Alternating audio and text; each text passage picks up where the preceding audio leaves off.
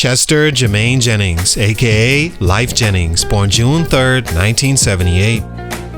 Some artists arrive in the music industry carrying so much real-life weight, their lyrics bleed through with every breath.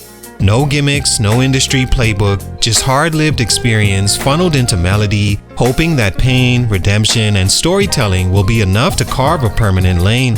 For Lyfe Jennings, that weight came in the form of 10 years served in prison before his music ever touched the mainstream. When his soulful voice broke through with 268192 named after his inmate number, it felt like more than just an album. It was an unfiltered confessional, raw and unrefined, yet refreshingly honest, in an era leaning more toward glossy R&B love songs than inner turmoil. But pain, no matter how genuine, doesn't always equal staying power. Lyfe Jennings' rise from convicted felon to certified gold artist in 2004 was both inspiring and rare. His follow-up album, The Phoenix, debuted at number 2 on the Billboard 200 in 2006, earning another gold plaque and validating the public's appetite for his story. Yet somewhere after that, the trajectory began to shift. Momentum that once seemed destined to position him alongside neo-soul legends like Anthony Hamilton or even cross-genre pairs like Akon slowly faded. Labels stopped calling, singles stopped charting, and a voice once praised for its rasp and sincerity became drowned out in a wave of newer, more polished, less complicated artists. For someone who sang about second chances, Lyfe Jennings' second act in music didn't quite stick. Legal issues continued to follow him, label moves became frequent and messy, public outbursts, controversial interviews, and an industry slowly turning its back on realness in favor of viral appeal left Lyfe stranded somewhere between old school soul and a world that moved on without him. Yet, despite the derailment, Lyfe Jennings remains a name often spoken with respect, if not commercially, then spiritually. His music, while no longer topping charts, still connects with listeners who've lived the long way round just like he did.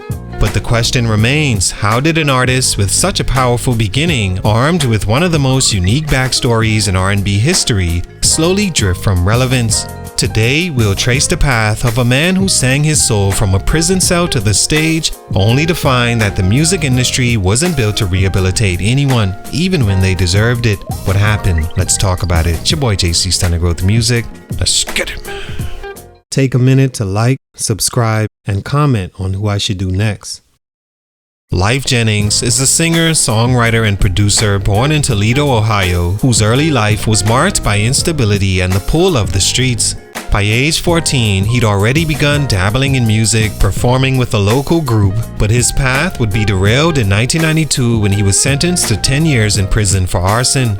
It was behind bars that his musical vision sharpened, drawing inspiration from Marvin Gaye and Donny Hathaway, fusing soul with hard-earned introspection. After his release in 2002, he recorded a demo that would become 268192, performing at the Apollo and catching industry attention with his unfiltered storytelling and gravelly voice.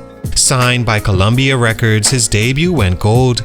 By 2006, The Phoenix seemed to cement his comeback, debuting higher than his first and proving he wasn't just a fluke. But despite the promise, things began to unravel, slowly then all at once. Stunt number 1, the industry didn't know what to do with him. Lyfe Jennings was never an industry prototype. His voice was coarse and wary, unlike the smooth tenors dominating R&B at the time. His subject matter wasn't rooted in club anthems or fantasy romance. It was prison time, broken families, child support, addiction, and the weight of being a black man in America with few safety nets. While that gave him a cult following early on, it also alienated mainstream radio and labels looking for safe, marketable content. By the time The Phoenix dropped in 2006, Jennings had proven he could move units, but he still didn't fit neatly into the R&B lane the industry was pushing. He wasn't a sex symbol, he didn't craft hits tailored for crossover appeal. Instead, he stuck to storytelling, which, while admirable, boxed him in commercially. He wasn't singing for the charts, he was singing to survive, and that made executives nervous. His refusal to fully compromise on his sound or image made him both valuable and expendable. In a time when R&B was becoming more stylized and soaked in synth-heavy production, Lyfe's acoustic guitar and stripped-down, almost live performance energy didn't translate easily to radio rotation. Labels didn't know how to market him. He wasn't flashy enough for BET's prime hours, nor was he soft enough for Top 40.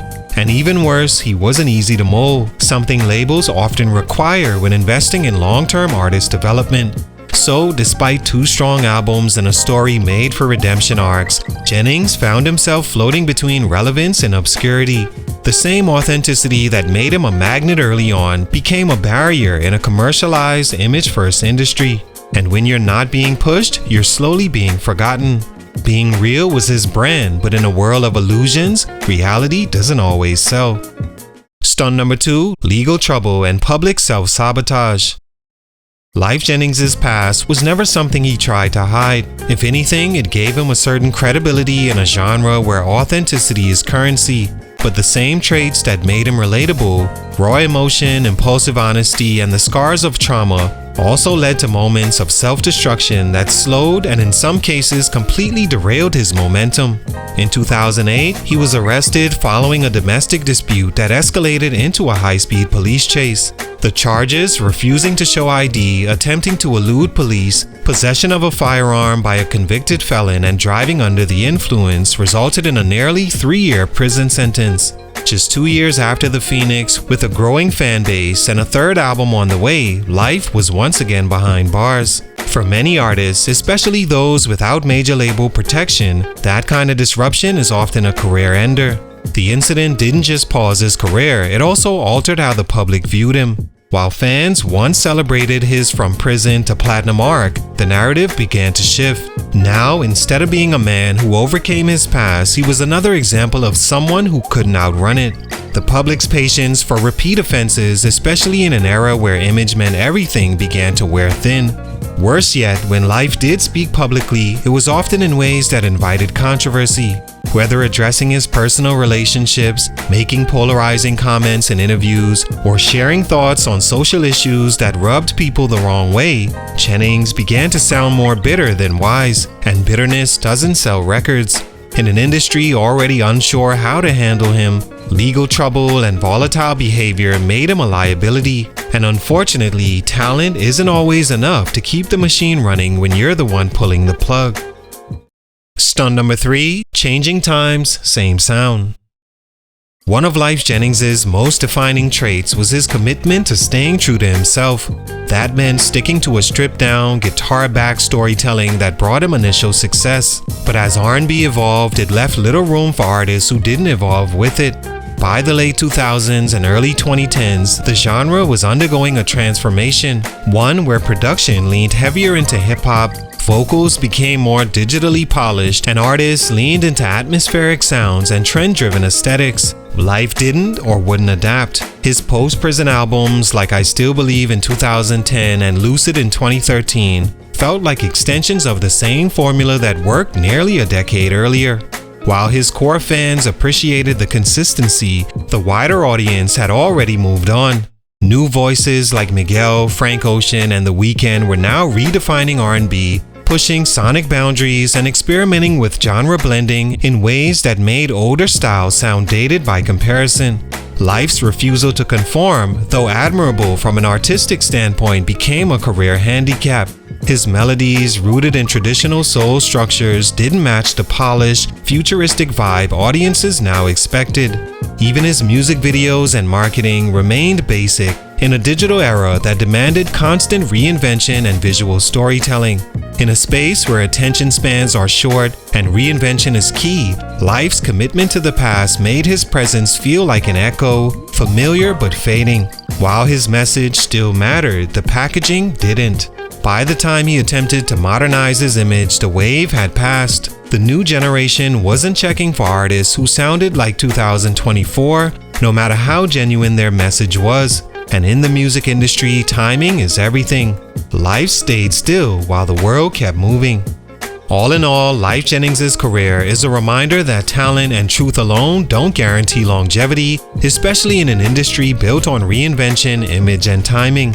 His journey from prison to platinum was inspiring, but sustaining success required more than authenticity. He entered the game as an abnormally and in many ways remained one, never quite fitting into R&B's commercial mold, never willing to play the game on anyone else's terms.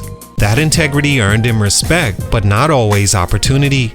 Legal setbacks, public missteps, and an evolving genre left him stranded between eras. Too raw for mainstream playlists, too real for surface-level trends, and too resistant to change when change was essential. Still, his music lives on as a time capsule of pain, hope, and redemption.